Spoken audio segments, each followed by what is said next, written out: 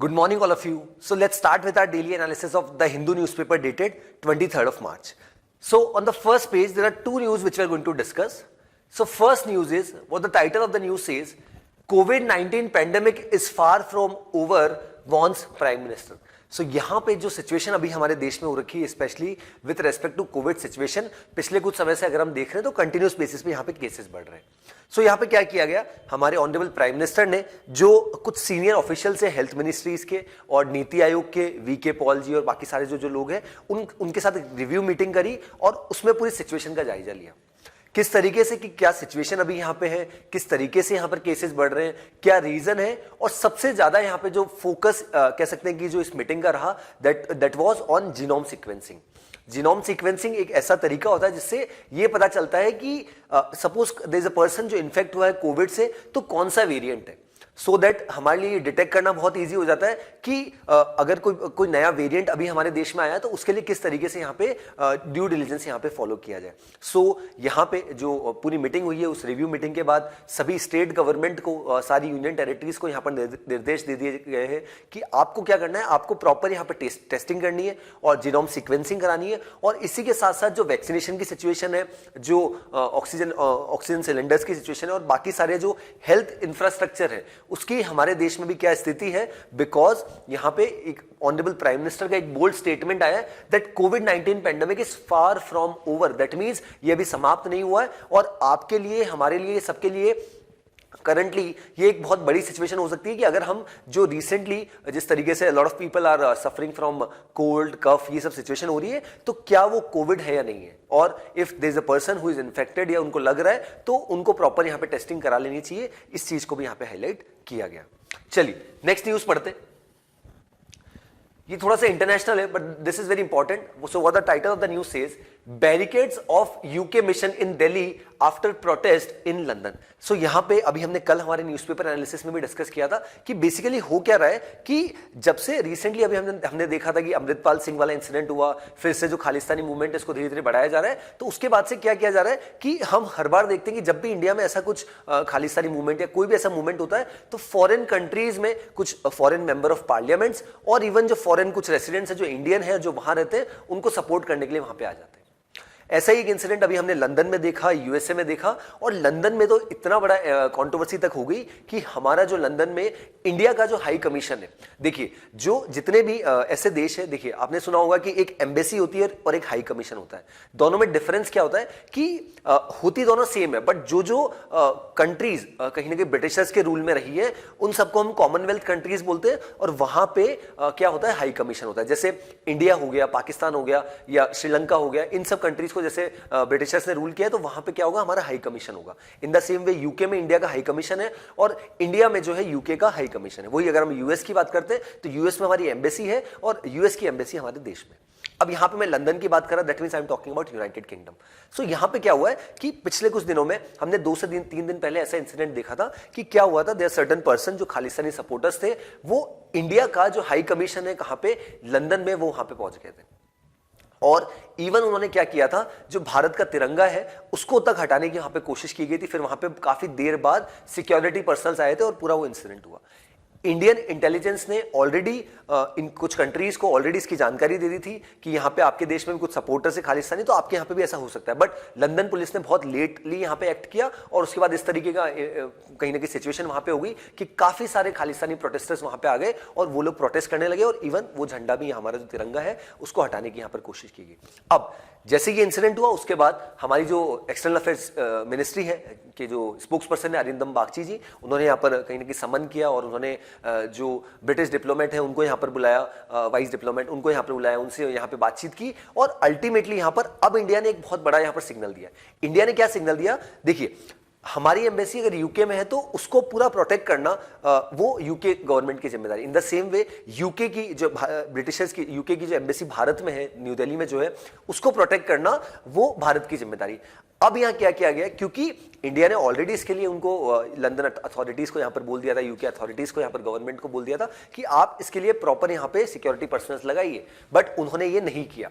तो उसके बाद यहां पे क्या सिचुएशन आ गई कि इतने लोग वहां पहुंच गए. तो उसी का जवाब देने के लिए भारत ने क्या किया है कि क्या होता है, जो बेसिकली यूके की जो हाई कमीशन हमारे देश में दिल्ली में, तो उसके लिए प्रॉपर सिक्योरिटी रहती है, बंकर्स वगैरह रहते हैं, दिल्ली पुलिस की गाड़ियां काफी रहती है वहां पे, और पूरा ध्यान रखा जाता है। तो अब क्या किया गया है, वो बंकर्स को और उनको तो वैसा का वैसा रखा गया है, बट उसके बाहर जो सिक्योरिटी पर्सन काफी सारे हैं उनको कम कर दिया गया है।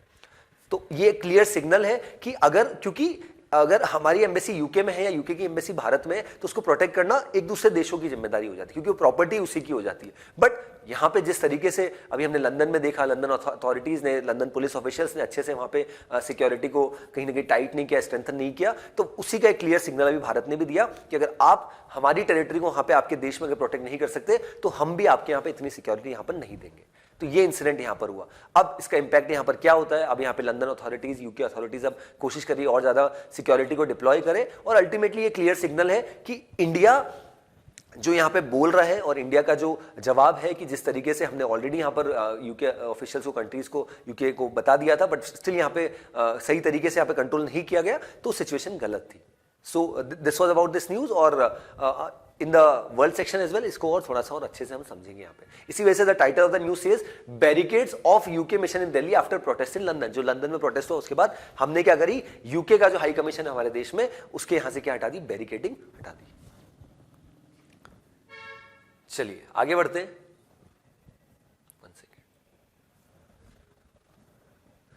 This the city part, this we can skip. चलिए, on the state news, this is basically legal update, but इसको पढ़ते हैं। So what the title of this news says, Supreme Court flags centre over notifying John Satyan as High Court जज। So हमें यहाँ पर सबसे पहले तो ये पता होना चाहिए किस तरीके से ये अपॉइंटमेंट होते हैं जजेस के। देखिए, अपॉइंटमेंट के बहुत सारे तरीके होते हैं, उसमें सबसे बड़ा जो प्रोमिनेंट तरीका होता है that is through collegium system. Collegium system का मतलब होता है, दिस इज बेसिकली कमेटी जिसको हेड करते हैं हमारे honourable chief justice of India, honourable D Y Chandrachud ji, और बाकी सीनियर मोस्ट जजेस, और वो क्या करते हैं, on the basis of merit, on the basis of having scrutiny, बाद में क्या करते हैं, रेकमेंड करते हैं लॉ मिनिस्ट्री को। अब क्या हुआ है यहाँ पे बात कीजिए मद्रास हाई कोर्ट की। मद्रास हाई कोर्ट में लगभग साल भर पहले एक रेकमेंडेशन दिया था, किसने, सुप्रीम कोर्ट के कॉलेजियम ने, बट उसको यहाँ पे क्या किया, यूनियन लॉ मिनिस्ट्री ने या सरकार ने अभी तक भी एक्सेप्ट नहीं किया। और उसके बाद में जो विक्टोरिया गवरी जी हैं, उनका हालांकि बाद में रिकमेंडेशन हुआ, बट उसको पहले यहाँ पे एक्सेप्ट कर लिया गया। तो उसी वजह से देयर सर्टेन पर्संस और इवन सुप्रीम कोर्ट कॉलेजियम का भी ये मानना है कि जो जिन लोगों का पहले यहाँ पर हमने रिकमेंडेशन किया उनका अपॉइंटमेंट पहले होना चाहिए, बट अभी यहाँ पर क्या हुआ है कि जिनका अपॉइंटमेंट हमने बाद में किया है उनका कहीं ना कहीं अपॉइंटमेंट पहले हो चुका है, और ये कहीं ना कहीं क्लियर सिग्नल है कि सरकार यहाँ पे जिसको अपॉइंट करना चाहती है उसका बहुत जल्दी यहाँ पर रिकमेंडेशन को एक्सेप्ट कर रही है, और जिसको यहाँ पर एक्सेप्ट नहीं करना चाहती उसको बहुत ज्यादा कंटिन्यूस बेसिस पे यहाँ पे डिले किया जा रहा है। सो यही यहाँ पे बता रखा है कि 16 फरवरी 2022 को उसके बारे में बताया गया था, जॉन सत्यन जी को रिकमेंडेशन किया था, फिर इस चीज को फिर रिआइटरेट किया था 2 महीने पहले, लगभग 18 जनवरी 2023 को, बट अभी तक भी जॉन सत्यन जी को अभी तक यहाँ पे मद्रास हाई कोर्ट में जज यहाँ पे नहीं बनाया गया। So this was the legal update. चलिए आगे बढ़ते हैं। This we can skip. Okay, this is also political. चलिए, now will move directly to the editorial part. Today we'll be discussing 3 editorials and 1 opinion. So what the title of the first editorial says, the limits of American power in West Asia. So यहाँ पे author ने इस पूरे editorial की शुरुआत करी है कि किस तरीके से यूएस की एक हेजिमनी होती थी, और यूएस अपने आप में इस चीज को दर्शाता था। इवन यूएस के कुछ लीडर्स का यहाँ पे नाम दे रखा है, यूएस के फॉर्मर प्रेसिडेंट्स का नाम दे रखा है कि किस तरीके से वो सभी देशों को अपनी कहीं ना कहीं टेरिटरी मानते थे, नॉट टेरिटरी मानते थे, बट स्पेशली यहाँ पे ऑथर ने बात की वेस्ट एशिया की, कि किस तरीके से यूएस कंट्रोल करता था, और अगर वैसा कंट्रोल को अगर कोई कंट्री चैलेंज करती थी तो उस पर अटैक कर देता था। तो यहाँ पे ऑथर ने बात की 1980 की, राइट, जब पूरा वर्ल्ड है after the second world war, हमें पता है कि पूरा वर्ल्ड 2 धड़ों में यहाँ पर बढ़ गया था। फर्स्ट वन वाज यूएसएसआर, जो सोवियत यूनियन है, जो डिसइंटीग्रेट हो चुका है 1991 में, which was a member country of 15 countries, जिसको रशिया लेड करता था, राइट, और यूक्रेन भी इसका पार्ट था। ये सबसे बड़ा रीजन है कहीं ना कहीं कि जिस तरीके से भी रशिया यूक्रेन वॉर यहाँ पे चल रहा है। और दूसरा इज NATO, North Atlantic Treaty Organization, जहाँ पे 30 countries are member part, and Sweden, Finland, there certain countries जिन्होंने अप्लाई कर रखा है मेंबरशिप के लिए। सो यहाँ पे ऑथर ने क्या बात करी कि 1980s में जिस तरीके से यूएस वेस्ट वेस्टर्न एशिया में सब जगह अपना कहीं ना कहीं जो कंट्रोल अपनी हेजिमनी को बढ़ा रहा था, तब यूएस के लिए दो सबसे बड़े सेटबैक आए थे। फर्स्ट सेटबैक क्या आया था कि जब Iran we are already aware, Iran और यूएस की बहुत बड़ी दुश्मनी है और पूरा उसको हम यहाँ पे डिस्कस भी करेंगे। बराक ओबामा जी की सरकार के समय 2015 में जिस तरीके से JCPOA, joint comprehensive plan of action, जिसको ईरान न्यूक्लियर डील भी बोला जाता है, वो जिस तरीके से साइन हुआ था उसको भी हम डिस्कस करेंगे। सो बेसिकली यहाँ पर क्या बताया, दो सेटबैक। फर्स्ट इज कि फरवरी में क्या हुआ, शाह रिजाइम इन ईरान ये यहां पर आ गई थी, और दूसरा क्या हुआ था कि सोवियत ने रेड आर्मी भेज दी थी अफगानिस्तान में। देखिए तालिबान का इमर्ज होना, वो सबसे बड़ा रीजन वो यही था कि 79-80 में एक साइड यूएस ने अपने ट्रूप्स भेज रखे थे अफगानिस्तान में, और उसके बाद जो ये यूएसएसआर था उस समय का, उसने क्या कर दिया था, उसने भी अपने ट्रूप्स यहाँ पे रेड आर्मी भेज दी थी। उसके बाद जिस तरीके से there certain people who are of the opinion कि हमें यहाँ पर बहुत खतरा है, तो दे स्टार्टेड माइग्रेटिंग और पाकिस्तान में चले गए, और पाकिस्तान में मदरसों में जिस तरीके से उन्होंने नॉलेज ली, बढ़ते बढ़ते बढ़ते, और तालिबान का मतलब पश्तो में स्टूडेंट ही होता है, तो वो बढ़ते बढ़ते इतने बड़े हो गए कि आज वहाँ पे वो सरकार चला रहे। सो ये दो सबसे बड़े सेटबैक थे। अब यहाँ पे ऑदर ने बात करी, जो मैंने स्टार्टिंग में कहा था कि जिस तरीके से यूएस की हेजेमनी को यहाँ पे लोग आउटलाइन करते थे, यहाँ पे बात की गई है, दैट इज ज़िबिग्नेव ब्रेंस्की और प्रेसिडेंट जिमी कार्टर, उनका क्या मानना था, दैट द यूनियन एड्रेस उन्होंने जो किया था, that any outside force to gain control of the Persian Gulf region will be regarded as an assault on the vital interest of the US, and such an assault will be repelled by any means necessary including military force. मतलब जो भी USA के साथ retaliate करेगा या US के द्वारा जो निर्देश दिए गए उसको नहीं मानेगा, तो उसके खिलाफ कड़ा एक्शन यहां पे लिया जाएगा, बाय हुक और बाय क्रूक और थ्रू एनी फोर्स। इसको डायरेक्टली यहां पर हाईलाइट किया गया था। अब यहां पे आगे बढ़ते हैं। अभी की करंट सिचुएशन अगर हम देखें तो हमें पता है world power, global power US है, लेकिन पिछले कुछ समय से जिस तरीके से यूएस को रिप्लेस करने की कोशिश यहां पे चाइना कर रहा है, उसका बेस्ट एग्जांपल है पिछले 10 दिन पहले हमने एक पीस डील जो ब्रोकर हुई दो देशों के बीच में, दैट मींस सऊदी अरेबिया और ईरान के बीच में। सऊदी अरेबिया की बात की जाए, सऊदी अरेबिया के हमेशा से अच्छे रिलेशंस रहे यूएसए के साथ, बट पिछले कुछ समय से रिलेशंस, स्पेशली साल भर से बात करें तो रिलेशंस इतने अच्छे नहीं रहे।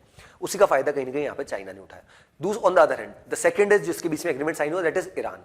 ईरान जैसे मैंने स्टार्टिंग में भी बताया था एक बहुत बड़ा राइवल है, और जिस तरीके से दोनों देशों की जो राइवलरी है ईरान और यूएसए की, तो ऐसे में यहाँ पर एक शिया देश और एक सुन्नी देश, that is Iran and Saudi Arabia, इन दोनों के बीच में 5 दिन के पूरा बातचीत के बाद बीजिंग चाइना में एक पीस डील को यहाँ पे एग्रीमेंट को साइन कराया गया बाय द चाइनीज अथॉरिटीज। तो वो एक बहुत बड़ा लैंडमार्क अचीवमेंट है, और इसको माना जा रहा है कि इससे यूएस की जो एक हेजेमनी है उसको यहाँ पर कहीं ना कहीं डेंट पहुंचाया है किसने, चाइनीज अथॉरिटीज ने और चाइनीज गवर्नमेंट ने।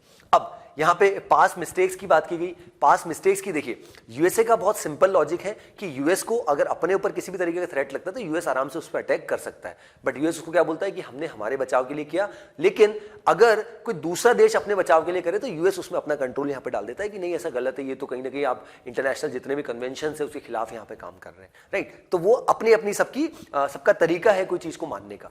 तो ऐसी तरीके से कुछ पास मिस्टेक्स की बात की, किस तरीके से इराक की बात की गई, इराक में किस तरीके से रशिया ने यहाँ पर यूएसए ने इन्वेजन किया, फिर यहाँ पे सीरिया की बात की गई, फिर धीरे धीरे यहाँ पे जो अल्टीमेटली मेजर फोकस यहाँ पे जो आया दैट इज कि एक पीस डील, क्योंकि जैसे मैंने आपको बताया कि ईरान और यूएसए की जिस तरीके की राइवलरी रही उसको यहाँ पर कहीं ना कहीं बेटर करने के लिए या उसको वापस से रिवाइव करने के लिए जो दुश्मनी है उसको फिर से खत्म करके एक अच्छी, क्योंकि एक ऑन वन साइड ईरान क्या कर रहा था, ईरान बहुत बड़ा एक्सपोर्टर था ऑयल का, but on the other hand US ने क्या कर रखा था, बहुत सारे सैंक्शंस लगा रखे थे। तो 2015 के बाद क्या हुआ, एक JCPOA that means joint comprehensive plan of action यहां पे साइन हुआ। वो क्या बोलता है कि अब क्या है, यूएस धीरे धीरे सारे सैंक्शंस हटाएगा किससे, ईरान से, और Iran on the other and जो धीरे धीरे न्यूक्लियर अपने जो न्यूक्लियर एनरिच्ड यूरेनियम को जो बढ़ा रहा था, न्यूक्लियर पावर बनना चाह रहा था, उसको धीरे धीरे कम करेगा। और इसी बीच एक अथॉरिटी भी बनी थी, इंटरनेशनल एटॉमिक एनर्जी एजेंसी, जो हालांकि पुरानी थी, जो एक इंटरनेशनल वॉचडॉग था, वो पूरा नजर रखेगा यहाँ पे ईरान में।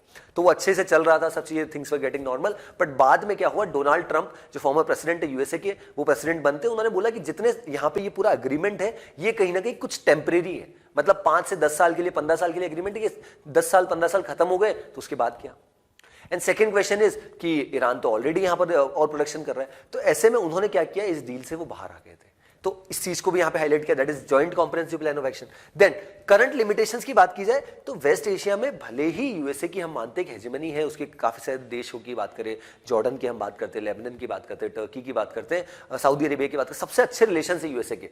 बट ऐसे में आज की करंट सिचुएशन ये हो रही है कि यूएस की हेजेमनी यहां पर कम होती जा रही है, बिकॉज पिछले कुछ समय से जिस तरीके से अफगानिस्तान से यूएस के ट्रूप्स यहां पर लेफ्ट हुए, प्लस जिस तरीके से रशिया यूक्रेन वॉर जब से चल रहा है और जिस तरीके से यूएसए का स्टांस जो है वो कहीं ना कहीं यूएस अपने स्टांस पे भी खड़ा नहीं रह पा रहा, तो अपने आप में दिस क्लियरली द सिग्नल कि यूएस का एक ऑल्टरनेट कहीं ना कहीं चाइना यहां पर बनता जा रहा है। अब यहां पे हम जो एंडिंग है ऑर्डर ने किस तरीके से करी है कि जिस तरीके से पहले 1980s में कुछ लीडर्स जिनका हमने नाम अभी देखा था, मिस्टर कार्टर, मिस्टर जिबनियो, उनका ऐसा मानना था कि जो यूएसए के खिलाफ जाएगा या हमारी बात नहीं सुनेगा उसको हम क्या कर सकते हैं, उसके ऊपर कुछ भी एक्शन ले सकते हैं, even through military force as well. But आज यूएसए की स्थिति वैसी नहीं है। पिछले कुछ समय से जिस तरीके के इंसिडेंट्स हुए, काफी सारे इंसिडेंट इराक, ईरान, सीरिया, ये जो हमने डिस्कस किए, रशिया, यूक्रेन, तो this clearly is a signal कि यूएस अब एक सुपर पावर है, वर्ल्ड पावर है, उसको हटाना बहुत मुश्किल है, बट फिर भी उसका एक alternate in the form of China definitely यहां पर पैदा हो रहा है, और चाइना का कहीं ना कहीं इमर्ज होना इंडिया के लिए भी एक बहुत बड़ा चैलेंज है। तो how India will take this in the coming days, that will see, but this was about this whole editorial. I hope the editorial was insightful. चलिए आगे बढ़ते हैं। Then second editorial, the old pension scheme as a burden on the poor. So old pension scheme और new pension scheme के बारे में हमने कल भी हमारे न्यूज़पेपर एनालिसिस में डिस्कशन किया था। देखिए, ओल्ड पेंशन स्कीम बहुत ज्यादा फाइनेंशियल बर्डन यहां पर अपनी सरकारों को देता है। इसी वजह से क्या होता है कि, और इसमें क्या होता है कि जो लास्ट मंथ की सैलरी होती है, जो भी रिटायरिंग पर्सन है उसको जो लास्ट मंथ की सैलरी है, जब वो रिटायर हो रहा था उसके एक महीने पहले की सैलरी थी, वही पेंशन उसको दी जाती है। और इवन उस पर्सन की डेथ हो जाती है तो उसकी वाइफ को या उसके लीगल हायर को, जब तक वो जिंदा रहते हैं, इतना पेमेंट किया जाता है। और इसी के बाद जो लेट अटल बिहारी वाजपेयी जी थे, 2004 में उनकी सरकार एक नया न्यू पेंशन स्कीम लेके आई थी, जो बोलती थी कि एक कंट्रीब्यूशन होना चाहिए जो सरकार भी करेगी और कहीं ना कहीं जो एम्प्लॉइज है वो भी करेंगे, सरकारी एम्प्लॉइज है वो करेंगे, और उसके बाद एक कॉर्पस इकट्ठा किया जाएगा और वो बाद में दे दिया जाएगा पोस्ट रिटायरमेंट। बट यहां पे हमारे देश में सर्टेन गवर्नमेंट, स्टेट गवर्नमेंट, जैसे हमने कल भी डिस्कस किया था, झारखंड, राजस्थान, पंजाब, छत्तीसगढ़, हिमाचल प्रदेश, अभी रिसेंटली यहां पर जब चुनाव हुए कांग्रेस की गवर्नमेंट आई तो उन्होंने बोला कि हम ओल्ड पेंशन स्कीम को फिर से लागू करेंगे। आप लागू तो करेंगे, यहां पर ऑर्डर का ऐसा मानना है, बट क्या आपके पास उतना, कहीं ना कहीं आपके पास उतना पैसा है? क्योंकि ओवरऑल जितना स्टेट का इकोनॉमी का जो बजट है उसका 9% पैसा जो है केवल इसी में ही चल जाता है, जो पेंशन का पेमेंट है। और ये अपने आप में बहुत बड़ा एक चुनावी मुद्दा है। इसी वजह से हम हर समय जब जब चुनाव आते हैं तो old pension scheme, new pension scheme का मुद्दा यहां पर काफी सारी स्टेट गवर्नमेंट्स यहां पर उठाती है। तो यहां पे ऑर्डर का ये मानना है कि जिस तरीके से, क्योंकि ऑर्डर ने यहां पर 6th पे कमीशन की बात करी, 6th पे कमीशन ऑलरेडी यहां पर अलाउ करता है पेंशन में एक अच्छा खासा इंक्रीज यहां पर करता है, और इवन इनकम में इंक्रीज करता है। और अगर इनकम में इंक्रीज हो रहा है तो अल्टीमेटली आपके पेंशन में भी इंक्रीज होगा, क्योंकि बेसिक सैलरी बढ़ रही है, उसका अगर 10% दिया जा रहा है, सपोज आपकी बेसिक सैलरी 25,000 है तो 2500 जाएगा, बट अगर बेसिक सैलरी 30,000 होती है, दैट मींस हर महीने 3000 रुपीज आपके जाएंगे, अगर 10% उसका कॉर्पस जा रहा है तो। सो दैट मींस यहां पे ऑर्डर का ऐसा मानना है कि 6th पे कमीशन ऑलरेडी यहां पर लागू हो चुका है, उसकी वजह से ऑलरेडी जो सरकारी एम्प्लॉय उनको अच्छा खासा पेमेंट यहां पे मिल रहा है। बट ऐसे में ओल्ड पेंशन स्कीम जो जिस तरीके से कुछ स्टेट गवर्नमेंट यहां पे इंप्लीमेंट कर रही है, उसका रिपरकशन यहां पर लॉन्ग टर्म में बहुत खराब होने वाला है। और इसी की जानकारी आरबीआई ने भी काफी बार अपनी अपनी अलग अलग रिपोर्ट्स में दी है कि जो जो स्टेट्स यहां पे अपने राज्य में, रिस्पेक्टिव स्टेट्स में ओल्ड पेंशन स्कीम को लागू कर रहे हैं, उनके लिए बहुत मुश्किल आ सकती है। तो अब यहां पे क्या हुआ है, यहां पे ऑर्डर्स ने ये माना है कि देखिए अल्टीमेटली पैसा आ कहां से रहा है, अल्टीमेटली टैक्स पेयर्स का पैसा है, हो सकता है या तो डायरेक्ट टैक्सेशन या फिर indirect taxation through GST. But ultimately आप ये सोचिए कि इससे जो पुअर पीपल है, जिनको कहीं ना कहीं, जिनको रोटी कपड़ा मकान बेसिक नेसेसिटीज के लिए वो कहीं ना कहीं संघर्ष कर रहे हैं, उनके ऊपर काम लेना चाहिए। बट आप एक बहुत बड़ा कॉर्पस जो ऑलरेडी लोग समर्थ है, जिनके पास ऑलरेडी काफी ठीक ठाक पैसा, जिन्होंने पूरी अपनी लाइफ सरकारी कहीं ना कहीं विभागों में कहीं ना कहीं बिताई है, तो ऐसे में उनको कहीं ना कहीं लुभाने के लिए इतने ज्यादा पैसा देना थ्रू ओल्ड पेंशन स्कीम, वो कहीं ना कहीं गलत है, ऐसा ऑर्डर ने यहां पर बोला है। और इसकी वजह से एक रोबस्ट मैकेनिज्म आना चाहिए, अदरवाइज एक बहुत बड़ा ऑल्टरनेट जो हो सकता है, एक बहुत बड़ा ज्यादा मेजर चंक ऑफ मनी जो है वो कहीं ना कहीं किनके पास जा रहा है, गवर्नमेंट एम्प्लॉइज के पास। और वो गलत बात नहीं है, बट उसका जो फिस्कल बर्डन है वो भी हमें उसको जरूर देख लेना चाहिए, उसको एक केवल चुनावी मुद्दा नहीं रहने देना चाहिए, यहां पे ऑर्डर ने ये बताया। इसी वजह से the title is the old pension scheme as a burden on the poor, because वो एक बहुत बड़ा बर्डन हो रहा है कि किस तरीके से पुअर पीपल के लिए जो स्कीम चलाई जा सकती है, बट वो नहीं चलाई पा रही because of the fiscal burden which has been proposed और which has been implemented because of this old pension scheme. चलिए देन एक छोटा सा ओपिनियन पढ़ लेते हैं, कल भी हमने इसके बारे में डिस्कशन किया था, फर्स्ट पेज पे था, that is abolition is the way. The issue is the death penalty itself, not merely the method of execution. So यहाँ पे ऑथर ने बोला है कि जब पहले हम बात करते थे कि जो जिस तरीके से एग्जीक्यूशन होता है, फांसी होता है, वो एक सही तरीका है और अगर किसी ने गलत किया तो उसको कहीं ना कहीं हमें अरेस्ट करके और जो भी एग्जीक्यूशन है वो करना चाहिए. बट यहाँ पे भी ऑथर ने बोला क्योंकि क्या हुआ है, अभी कल सुप्रीम कोर्ट ने क्या किया है, लगभग 40 साल बाद इसके ऊपर कहीं ना कहीं फिर से सुनवाई हुई है, इस पर बातचीत हुई है. हालांकि बीच में काफ़ी सारी रिपोर्ट्स आई, कुछ जो लॉ है जिससे रिलेटेड जो पिटिशन फाइल हुई उसको भी यहाँ पे ऑथर ने हाईलाइट किया. और अभी यहाँ पर क्या हुआ है कि जिस तरीके से एक दिल्ली बेस्ड एडवोकेट ने इसके लिए एक पिटिशन फाइल करी है कि ये जो तरीका है, जिस तरीके से यहाँ पे एग्जीक्यूशन होता है वो गलत है और उसमें कुछ ऑल्टरनेट लाना चाहिए. तो अब सुप्रीम कोर्ट ने क्या किया, सरकार को बोला है कि आप इसके बारे में कमेटी बनाइए, देखिए क्या कर सकते हैं. तो वो पूरी बात है. बट ऑथर का ये मानना है, ये लाइन बहुत इंपॉर्टेंट है, that the issue is the death penalty itself, not mainly the method of execution, कि किस तरीके से उस पर्सन को की डेथ हो रही है, किस तरीके से क्रुएल्टी से उसको मारा जा रहा है, वो पर्पस नहीं है. पर्पस क्या है कि डेथ पेनल्टी अपने आप में एक बहुत बड़ा इशू है. मतलब आप कोर जो ऑब्जेक्टिव है उसको पकड़िए, आप उसके नीचे जो तरीके हैं उसकी बात मत करिए. रीजन बीइंग कि अगर ऐसा है, क्योंकि हम यूएसए में भी देखते हैं, तो यूएसए में किस तरीके के तरीके हैं कि अगर किसी को एग्जीक्यूट करना है, किसी को फांसी देनी है, मारना है, तो कुछ इंजेक्शंस के थ्रू उसको मार दिया जाता है. तो क्या वो उस तरीके को लिया जाए या और कोई दूसरा तरीका यहाँ पर कहीं ना कहीं ऑल्टरनेट निकाला जाए. बट यहाँ पे ऑथर का ऐसा मानना है कि we need not to look at the smaller picture, we need to look at the bigger picture. इसका रीजन क्या है और इसके लिए हम क्या कर सकते हैं कि दैट पेनल्टी जो दी जाती है उसमें हम क्या ऑल्टरनेट, क्या चेंजेस यहाँ पे ला सकते हैं. और जैसा मैंने आपको बताया कुछ केसेस भी यहाँ पे साइट की गए, that is Bachchan Singh versus state of Punjab, जिसने अपहेल्ड किया था डेथ पेनल्टी को. उसके बाद Deen Dayal versus union of India and others, उसको भी यहाँ पे ऑथर ने हाईलाइट किया है.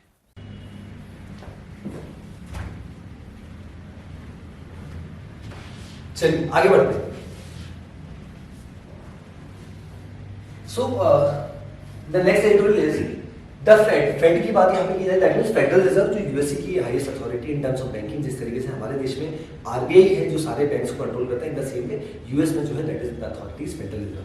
दो so what the title says, the Federal Reserve prisoner of its own mind. So यहाँ पे भी रिसेंटली हमने कुछ ऐसे इंसिडेंट्स देखे कि यूएसए में कुछ बैंक्स हैं जिनकी हालत बहुत खराब है और कुछ बैंक्स तो दिवालिया हो गए because of the term which has been used is bank run. Bank run का मतलब होता है कि जब बहुत सारे डिपॉजिटर्स बैंक में पहुंच जाते हैं कि हमें हमारा पैसा दो.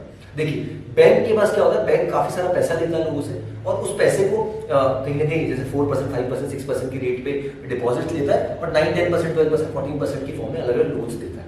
वो जो डिफरेंस होता है वही कहीं ना कहीं बैंक का प्रॉफिट होता है. बट पिछले कुछ समय से यूएस की जो स्थिति हो रही है, यूएस के बैंकिंग सिस्टम की जो स्थिति हो रही है, उसके बाद क्या हुआ है, अभी रिसेंटली कुछ बैंक्स में क्या हुआ है, people had started going there और बैंक रन वाली सिचुएशन हुई जहां पे lot of people are going and they are of the opinion कि हमें पैसा चाहिए. अब जब ये लोग वहां पे बैंक में गए तो क्या हुआ, इनको पैसा ही नहीं मिला. अब अल्टीमेटली सिचुएशन क्या हो रही है कि कुछ बैंक्स दिवालिया होने की स्थिति में आ चुके हैं और कुछ बैंक्स के लिए कुछ अलग अलग कंपनीज बनाई जा रही है जो पूरा पेमेंट यहाँ पे किया जा रहा है. क्योंकि यूएसए में क्या होता है, जिस तरीके से हमारे देश में 5 लाख रुपए तक का इंश्योरेंस दिया जाता है एक बैंक में, अगर आपका पैसा जमा है तो 5 लाख तक आपको गवर्नमेंट देगी.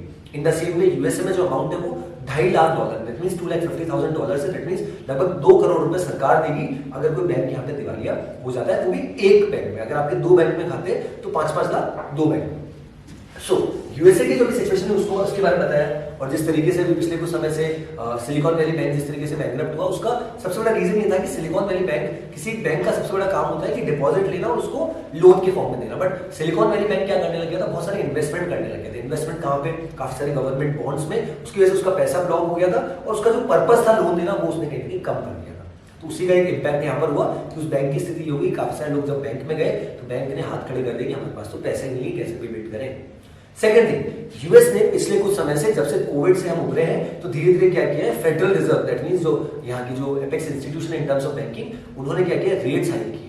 रेट हाइक दैट मींस जो हमारे देश में रेपो रेट होता है, रिवर्स रेपो रेट होता है, उन रेट्स को हाइक किया. हमारे देश में नहीं, यूएसए में. बट यूएस में अगर कुछ इंपैक्ट होता है तो उसका डेफिनेटली इम्पैक्ट, बहुत बड़ा इम्पैक्ट हमारे देश में भी आता है. उसी वजह से आज हमारे देश में रेपो रेट जो कोविड के समय में 4% पर एनम होती थी, अब 6.5% पर एनम यहाँ पर हो चुकी है. तो दोनों चीज के बारे में थ्रू चार्ट यहाँ पे बताया कि किस तरीके से. पहला रीजन यहाँ पे बैंक्स का जो फेलियर है उसको कहीं ना कहीं हाईलाइट किया, सिलिकॉन वैली बैंक की बात की और किस तरीके से गवर्नमेंट बॉन्ड्स में यहाँ पर इन्वेस्ट किया, और सेकंड में यहाँ पे ऑलरेडी बात की किस तरीके से फेडरल रिजर्व ने कंटिन्यूस बेसिस पे रेट हाइक किए, और रेट हाइक करने के बाद काफी सारे लोगों ने सोचा कि क्यों हम बैंक्स में यहाँ पर पैसा जमा करा रहे हैं, इसकी बजाय तो कुछ दूसरे ऑल्टरनेट्स यहाँ पे देखते हैं। तो इस वजह से जब लोग सिलिकॉन वैली बैंक या सिग्नेचर बैंक जो है न्यूयॉर्क सिग्नेचर बैंक वो भी जब बैंकरप्ट हुआ, तब बैंक रन वाली सिचुएशन में जब, क्योंकि एक बैंक अगर बैंकरप्ट होता है तो लोगों में डर का माहौल फैलता है कि क्या हमारा पैसा सुरक्षित है, तो वो दूसरे बैंक से भी पैसा लेने जाते हैं। ऐसी सिचुएशन हमारे देश में भी पहले देखा था, यस बैंक के लिए हुई थी, जब काफी लोग वहां पहुंच गए थे। फिर हमारे देश के जो फॉर्मर फाइनेंस मिनिस्टर थे, बाकी आरबीआई के अथॉरिटीज थे, उन्होंने बोला था कि वो सब सेफ है, आपका पैसा कहीं भी नहीं जा रहा। फिर आरबीआई ने खुद ने गवर्नमेंट ने अपनी ओर से पैसा दिया था यस बैंक को, ताकि पेमेंट कर सके, ताकि पैनिक का माहौल ना हो, क्योंकि इसका एक रिपल इफेक्ट होता है। रिपल इफेक्ट का मतलब है कि अगर एक बैंक की स्थिति खराब होती है तो बाकी सारे लोगों को लगता है कि बाकी बैंक की भी स्थिति खराब है, और सारे लोग, बहुत सारे लोग कहा जाते हैं बैंक में पैसा अपने चले गए। So this was about this whole editorial. चलिए आगे बढ़ते हैं।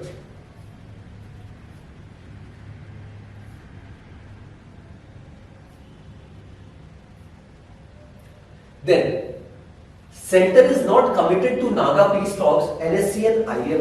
सो यहाँ पे बात की है, दैट इज जैसा हमने कल भी हमारे न्यूज़पेपर में थोड़ा सा डिस्कशन किया था कि हमारे देश में बहुत सारे ऐसे रीजन है, स्पेशली नॉर्थ ईस्टर्न स्टेट्स की बात करें तो there are certain communities, there are certain groups, उनका ऐसा मानना है कि हमें भारत से अलग होना है, एक सेपरेट या तो राज्य बनाया जाए या सेपरेट देश बनाया जाए, बट हम भारत के साथ नहीं रहेंगे। ऐसी एक सिचुएशन यहाँ पे नागालैंड के साथ भी, बट नागालैंड के साथ हमने as you can see in the photograph itself 2015 में हमारे ऑनरेबल प्राइम मिनिस्टर और ऑनरेबल डिफेंस मिनिस्टर, उस समय होम मिनिस्टर हुआ करते थे राजनाथ सिंह जी, उन सबके बीच में, और जो इंटरलॉक्यूटर थे आर.एन. रवि जी और बाकी सारे लोग, उनके बीच में एक एग्रीमेंट साइन हुआ, और फाइनली क्या हुआ, नागा पीस एग्रीमेंट साइन हुआ। नागा पीस एग्रीमेंट में काफी सारी चीजें थी और उसको फाइनली कंटिन्यू किया जा रहा था। बट अब यहाँ पे क्या हो रहा है, पिछले कुछ समय से जिस तरीके की सिचुएशन यहाँ पे चल रही है, तो Naga peace agreement that means NSC and IM के जो फैक्शन है, इसके जो रिप्रेजेंटेटिव्स है, इसके जो लोग हैं, इनका ऐसा मानना है कि सेंटर कहीं ना कहीं कमिटेड नहीं है, मतलब जो एग्रीमेंट साइन हुआ है वो बातें यहाँ पर मान नहीं रहा, और इसी वजह से शायद हमें इस एग्रीमेंट से बाहर आना पड़ सकता है। तो ये बहुत बड़ा सिग्नल हो सकता है कि ये जो पीस डील यहाँ पे साइन हुई है, क्या इसको वापस से रिवोक किया जा सकेगा। और उस समय जो नागालैंड के जो गवर्नर भी हुआ करते थे आर.एन. रवि, जो इंटरलॉक्यूटर भी थे, हालांकि अब वो तमिलनाडु के हैं, तो उनसे भी कहीं ना कहीं एनएससी एंड आईएम का फैक्शन कहीं ना कहीं खराब हो गया था, क्योंकि उनका ऐसा मानना था कि ये जो है ये सरकार के नुमाइंदे, सरकार का रिप्रेजेंटेशन करते हैं और कहीं ना कहीं हमारी बात बिल्कुल भी नहीं सुनते। चलिए, then this is about awards. Awards हमारे एग्जाम में पूछने जाते हैं, मार्क किए definitely. So president confers Padma awards on S N. Krishna, Kumar Mangalam Birla. So यहाँ पे हमारे ऑनरेबल प्रेसिडेंट श्रीमती द्रौपदी मुर्मू जी, उन्होंने यहाँ पर जो पद्म विभूषण, पद्म भूषण और पद्मश्री अवार्ड यहाँ पे दिए, और इसमें काफी सारे अवार्ड्स, कुछ नामों को यहाँ पे हाईलाइट किया गया। दैट इज कर्नाटका के जो फॉर्मर चीफ मिनिस्टर हुआ करते थे एस.एम. कृष्णा जी, उनको दिया गया। देन इंडस्ट्रियलिस्ट कुमार मंगलम बिरला जी, जो आदित्य बिरला ग्रुप के चेयरपर्सन है। देन उसके साथ साथ Delhi based professor Kapil Kapoor, then Kamlesh D Patel, Mr Kalyanpur, Mrs Kalyanpur, lot of people are there जिनको भी अलग अलग कॉन्ट्रीब्यूशन जिस तरीके से उन्होंने अलग अलग फील्ड्स में किया है, उनको इस तरीके के अवार्ड जो है हमारे यहाँ पे दिए। चलिए, स्पेस सेक्शन से थोड़ा सा अपडेट है, that is Chandrayaan 3 likely to be launched in mid 2023 set by ISRO. So हमारे जो इसरो के इंडियन स्पेस रिसर्च ऑर्गेनाइजेशन के जो चीफ है एस सोमनाथ जी, उन्होंने इसकी जानकारी दी है कि चंद्रयान 3 को मिड 2023 दैट मीन जुलाई अगस्त के मंथ में डेफिनेटली यहाँ पे लॉन्च किया जाएगा। इसकी कोशिशें पहले ऐसा बताया जाता है कि जो कह सकते हैं कि दिसंबर 2022 पिछले साल के अंत में होगी, but because of Covid and all इसको थोड़ा डिले कर दिया गया। अब फाइनली यहाँ पर चंद्रयान 3 की जो डेडलाइन है वो यहाँ पे हमारे ऑनरेबल जो चीफ है इसरो की, उन्होंने इसकी जानकारी that is Shri S Somanath ji, और इसको जल्द से जल्द यहाँ पे लॉन्च किया। So then another news, Indian Army to reintroduce millets in rations of soldiers. देखिए, पिछले समय से हमारी जो सरकार है इसमें जवार, बाजरा, रागी जो आता है, मिलेट्स इसको बोलते हैं, और हमने इंटरनेशनल ईयर ऑफ मिलेट्स 2023 भी मना रहे हैं। रिसेंटली न्यू दिल्ली में इसकी एक मीटिंग भी हुई थी। तो हमारा फोकस ये है कि हम एक बहुत बड़े एक्सपोर्टर बन सकते हैं किसके, मिलेट्स के। तो इसी वजह से हमारा फोकस यहाँ पे रहा है। इवन ऑनरेबल प्राइम मिनिस्टर को भी हमने देखा अलग अलग समय पे इसकी बात करते हैं कि मिलेट्स का प्रोडक्शन यहाँ पे बढ़ाया जाए, मिलेट्स का कंजम्पशन बढ़ाया जाए इवन, तो उससे हेल्थ के लिए भी बेटर है, और हमारे पास एक ऑल्टरनेट, केवल हम व्हीट और राइस पे डिपेंडेंट ना रहे, हमारे मिलेट्स भी एक बहुत बड़ा ऑल्टरनेट हो सकता है। तो अब यहाँ पे क्या किया जा रहा है, इवन हमारी मिलिट्री भी यहाँ पे जो आर्मी है उसको भी इसमें इंट्रोड्यूस कर रही है कि लगभग जो ओवरऑल जो फूड प्रोवाइड किया जाता है यहाँ पे हमारे जवानों को, सोल्जर्स को, उसमें 25% जो है उसमें मिलेट्स का भी यहाँ पर कॉन्ट्रीब्यूशन हो, वो जो हेल्थ के लिए भी अच्छा है। और इवन जो हमारा पॉलिसी है इंटरनेशनल ईयर ऑफ मिलेट्स जिस तरीके से हम बना रहे हैं 2023, उसमें भी डेफिनेटली बहुत ज़्यादा है यहाँ पे करना। यहाँ पे लिखा भी 25% होता है authorise entertainment of the cereal जो राइस एंड व्हीट फ्लोर अभी दिया जाता है।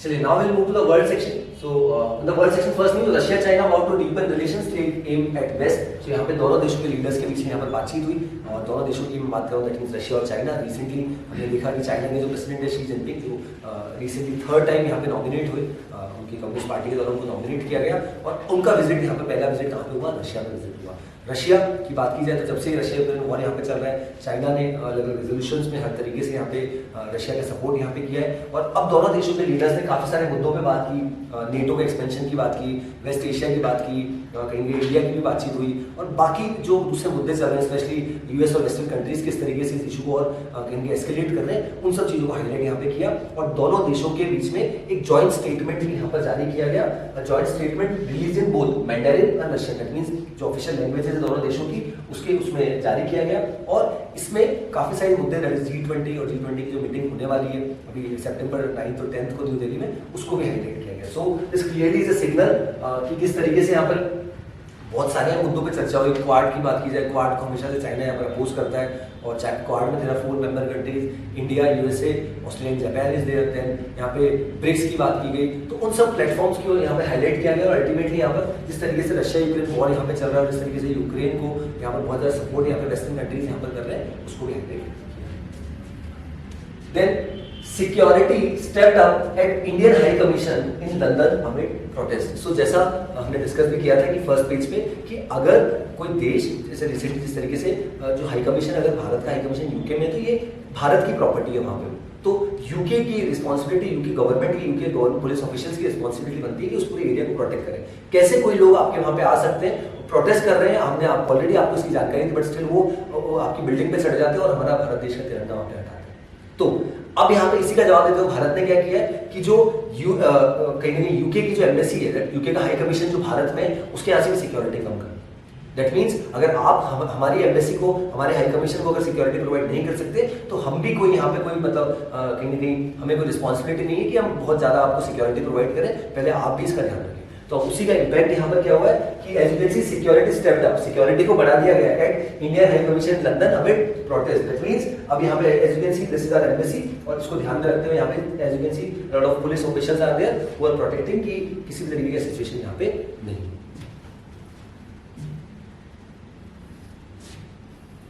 So this is a small update. पता होना चाहिए that was about our works. That is US Argentine scholar wins Abel Prize for mathematics. देखिए एबेल प्राइज जो है मैथमेटिक्स के लिए दिया जाता है, इसका बहुत सा कॉन्ट्रीब्यूशन यहाँ पर हो और यहाँ पे इस बार ये अवार्ड जो है किसको दिया गया, अर्जेंटाइन अमेरिकन है लुइस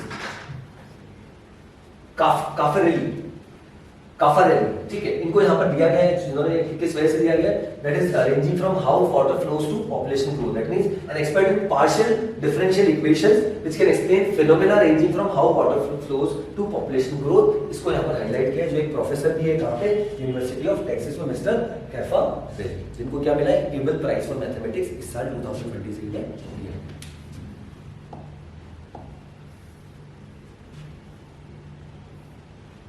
ठीक है, so on the business section, I didn't find any news which is important from an examination point of view. So I hope the session was insightful. That's all from my side.